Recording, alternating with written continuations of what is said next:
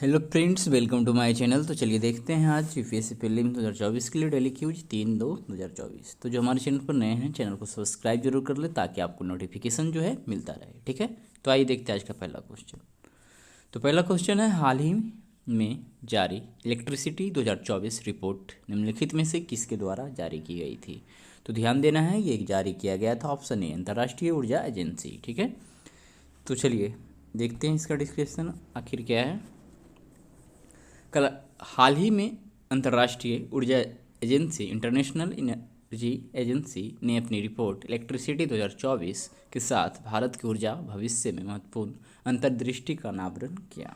कर यह व्यापक विश्लेषण रुझानों पर प्रकाश डालता है, जैसे कि कोयले की स्थायी भूमिका, नवीकरणीय ऊर्जा में वृद्धि और परमाणु ऊर्जा की संभावित वृद्धि। 2026 तक भारत के विद्युत क्षेत्र को ढांचा प्रदान करना है। तब विकल्प ए सही है। ठीक है, तो चलिए देखते हैं दूसरा क्वेश्चन। दूसरा क्वेश्चन है, कर्मचारी भविष्य निधि संगठन ईपीएफओ के संबंध में निम्नलिखित कथनों पर विचार कीजिए। कितने कथन सही है ये बताना है। कर यह एक सरकारी संगठन है जो भारत में संगठित और असंगठित दोनों क्षेत्रों से जुड़े कर्मचारियों के लिए भविष्य निधि एवं पेंशन खातों का प्रबंधन करता है। तो ध्यान देना है, ये गलत है, सिर्फ ये सरकारी कर्मचारी संगठित क्षेत्र। ठीक है, कराइए श्रम और रोजगार मंत्रालय भारत सरकार द्वारा प्रशासित है। तो ये तो सही होना चाहिए। ठीक है, यहाँ पे हो जाएगा ऑप्शन बी करेक्ट, केवल दो। कर्मचारी भविष्य निधि संगठन यह एक सरकारी संगठन है जो भारत में केवल संगठित क्षेत्रों से जुड़े कर्मचारियों के लिए भविष्य निधि और पेंशन खातों का प्रबंधन करता है। सॉरी, हम सिर्फ सरकारी बोल के गलती की है।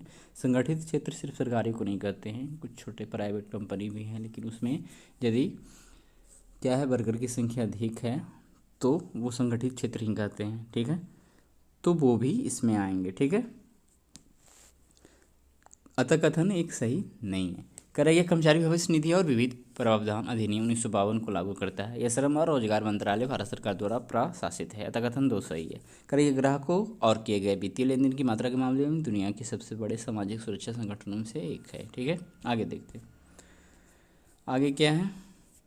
कुष्ठ रोग के संबंध में निम्नलिखित कथनों पर विचार कीजिए। यह एक दीर्घकालिक संक्रामक रोग है जो जीवाणुओं से होता है। तो ये तो सही है, कितने सही नहीं है बताना है।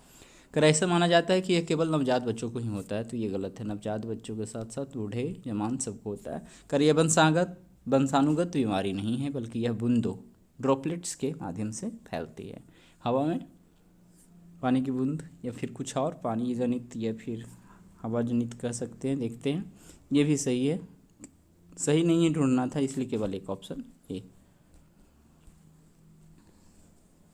तो कुष्ठ रोग जिसे हैंसेन रोग के नाम से भी जाना जाता है, एक दीर्घकालिक संक्रामक रोग है जो माइक्रोबैक्टीरियम लेप्री नामक बैक्टीरिया के कारण होता है। तो कथन पहला सही है। यह रोग त्वचा, परिधीय तंत्रिकाओं, ऊपरी श्वसन पथ की सैलैस्मिक सतहों और आंखों को प्रभावित करता है।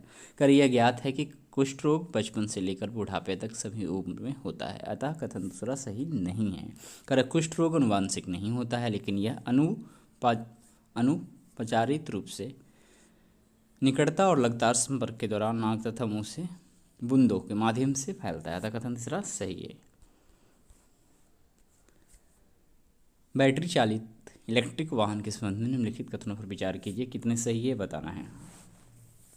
यह एक प्रकार के इलेक्ट्रिक वाहन है जो पूरी तरह से उच्च क्षमता वाली बैटरी में संग्रहित विद्युत शक्ति पर चलते हैं। तो ये तो सही लग रहा है। इनके पास एक विशेष रूप से डिजाइन किया गया आंतरिक दहन इंजन है जो उत्सर्जन उत्पन्न नहीं करता है। इसमें आंतरिक दहन इंजन नहीं होता है, ये गलत है।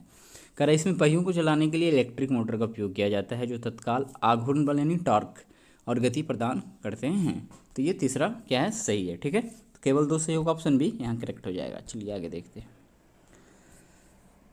तो बैटरी चालित इलेक्ट्रिक वाहन BEVs। बैटरी चालित इलेक्ट्रिक वाहन एक प्रकार के इलेक्ट्रिक वाहन हैं जो पूरी तरह से उच्च क्षमता वाली बैटरी में संग्रहित विद्युत शक्ति पर चलते हैं। कथन पहला सही है। आंतरिक दहन इंजन नहीं होने के कारण ये शून्य टेल पाइप उत्सर्जन उत्पन्न करते हैं। ठीक है, इसमें आंतरिक दहन नहीं होता।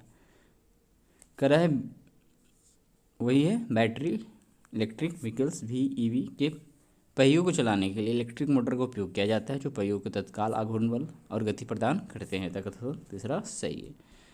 ठीक है, चलिए थोड़ा सा और देख सकते हैं कि बीईवी उन्नत बैटरी तकनीक मुख्य रूप से लिथियम आयन बैटरी पर निर्भर करती है।